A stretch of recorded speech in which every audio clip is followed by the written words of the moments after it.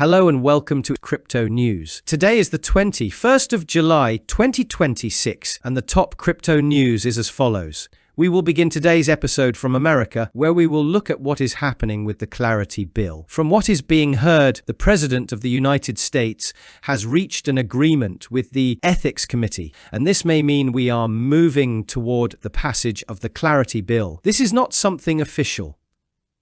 It comes from a source at the block who said that we are now hearing that Trump is signing off on an ethics provision. And this is more significant than it sounds because ethics had been the last obstacle to passing broad cryptocurrency legislation. So if that hurdle has been cleared, it may well be voted into law. But regarding clarity, there is something else to report as well. The Democrats have added certain rules to the bill. In an interview with CNBC, the vice president of Coinbase stated that while final negotiations on the text of the Clarity Bill are ongoing in the Senate, Democratic lawmakers had added additional customer protections to give what he called more strong points to the legislation.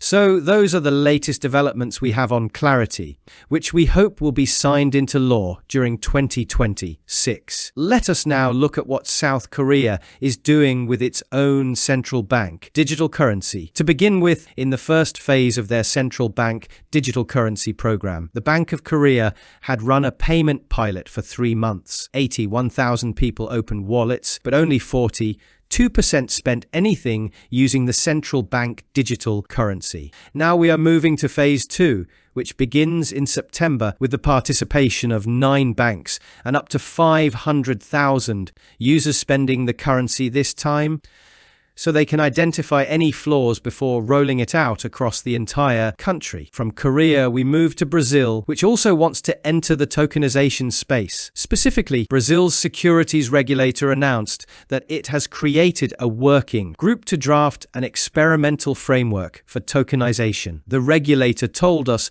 that the framework will cover the issuance, custody, trading, and settlement of securities using distributed ledger technology.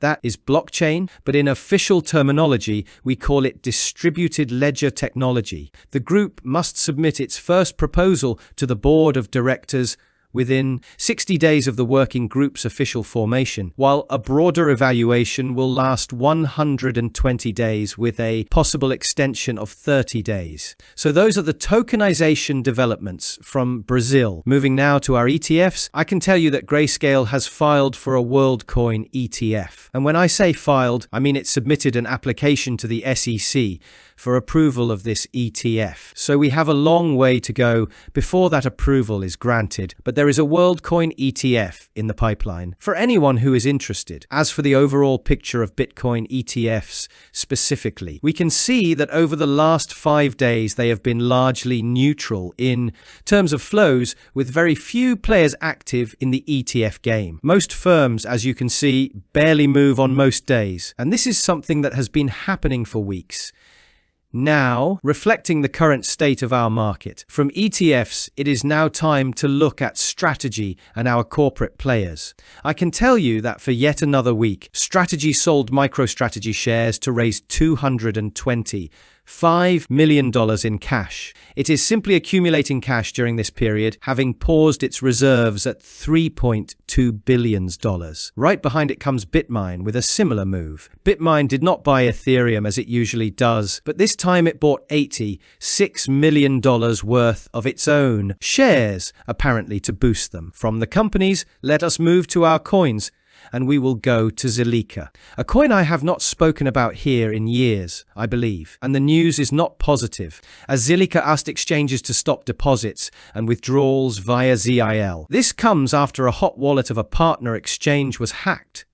We do not know which exchange that was, and the amount stolen has also not been disclosed. So due to this incident, it asked exchanges to halt withdrawals and deposits. And for precisely that reason, the price of Zilliqa is down 16% over the 7-day period at the time of speaking. For the last coin of our day, we go to Hyperliquid. I can tell you that Hyperliquid is planning to ask developers to stake 500,000 Hype tokens, which are worth just over $30 million in order to deploy permissionless prediction markets, meaning decentralized ones. All of this will come with HYPE4, which is Hyperliquid's next upgrade. Unfortunately, we do not have dates or further details. That is what I have for you. And now it is time to look at our beloved crypto market, with Bitcoin standing at $65,000, a level we have not seen in quite a few weeks, to be honest. And those are the top crypto news stories for today, the 21st of July 2026. I want to remind you that the content you have just followed is presented for informational purposes only and under no circumstances constitutes investment advice.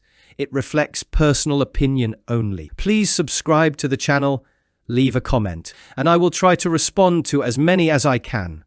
Take care, everyone. Have a great day.